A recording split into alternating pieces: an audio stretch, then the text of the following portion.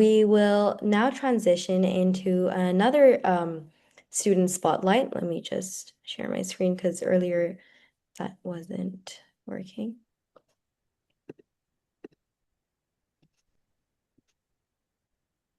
Okay, so we will now move to another student spotlight. Alex Flint, who is in year 12, and he will be talking about why we forget pain but remember fear. His presentation was inspired by clinical observations made during work experience at Royal Bournemouth Hospital earlier this year, and he is currently applying to study medicine at university with a strong interest in neuroscience and preventative medicine. Thank you, and Alex will start sharing now. Cool. Hello, everyone. I'll just get my slides up really quickly. Cool. Can you please let me know if you are seeing this?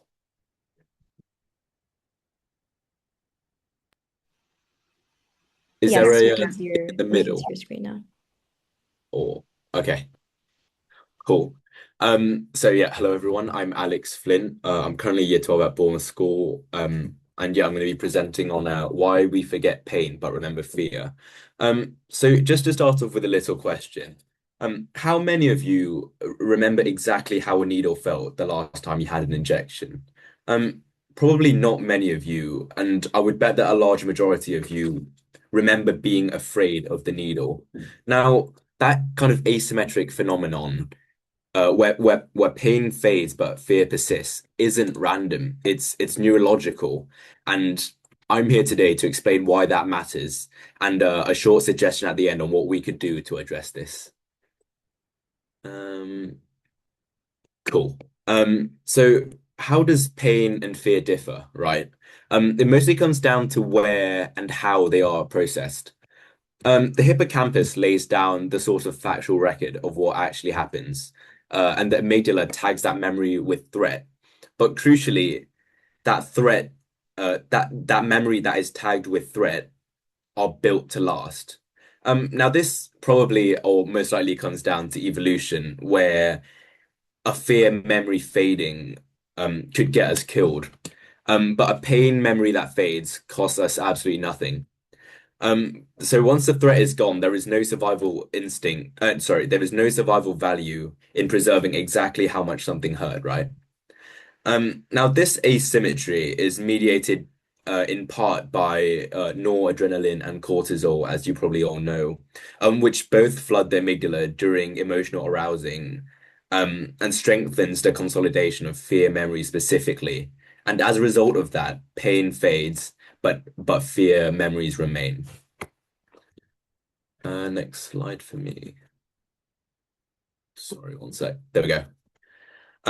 Now I just want to sit with that logic for a moment, because everything I'm about to say after this, is kind of builds on that point. So a fear memory that fades could result in danger, but a pain memory that fades costs nothing.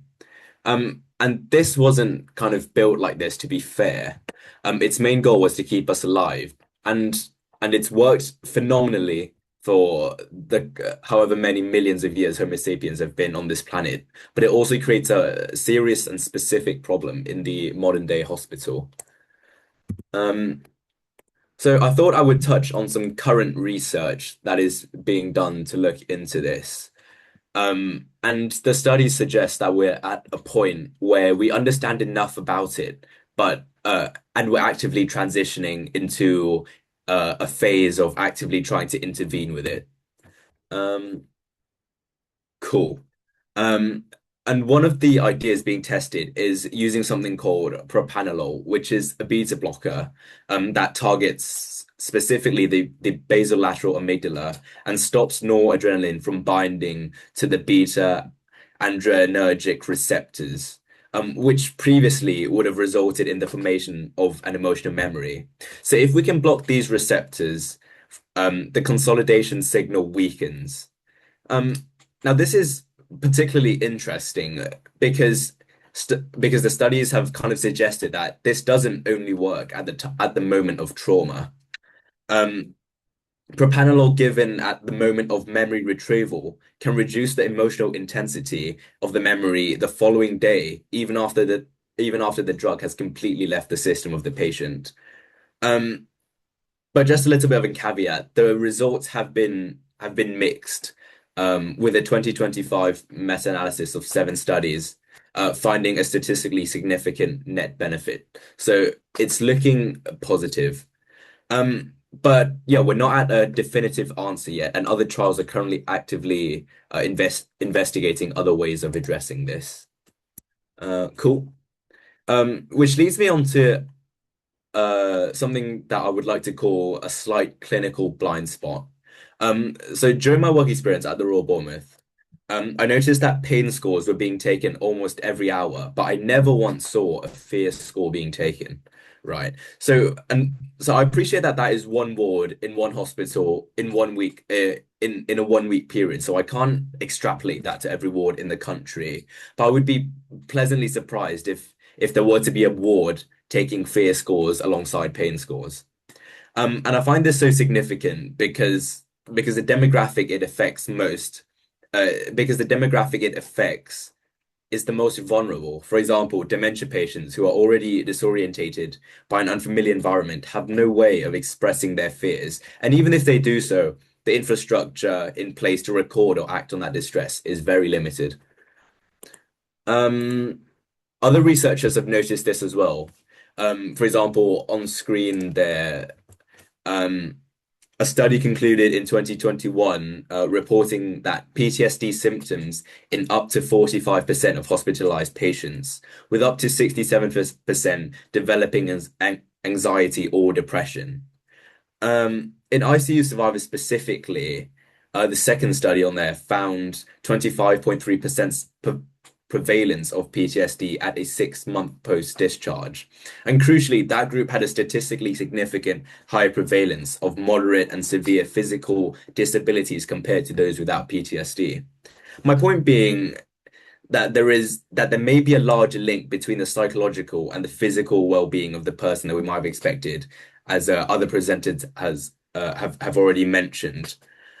So if high anxiety levels during the admission itself are a direct predictor of PTSD, we are essentially failing to measure anything during that specific window of time that determines the long-term patient outcome, right? So moving on to almost my conclusion. Um, Medicine has so much infrastructure around consent, communication, patient dignity, but we have no formal mechanism for surfacing psychological distress happening in real time. And the patients are often too unwell or sedated or too cognitively impaired to raise it themselves. I therefore propose the simple idea of a "do you feel safe" question alongside the "is your pain resolved" question at discharge, to specifically address this. And if yes, if the patient answers yes, they feel safe, then the discharge continues as normal. But if no, the patient does not feel safe, you may refer them to psychological support before discharge. And I wanted to stress that a no answer isn't a crisis. It's more of a data point, you know, similar to how like a News 2 score flags physical deterioration. This kind of no answer could act as a flag for psychological risk, at the one moment when the admissions where you can still have an impact on the patient outcome afterwards. Um, and most importantly, it doesn't require any new equipment, staff, or infrastructure. Yet it can determine the long-term well-being of the patient.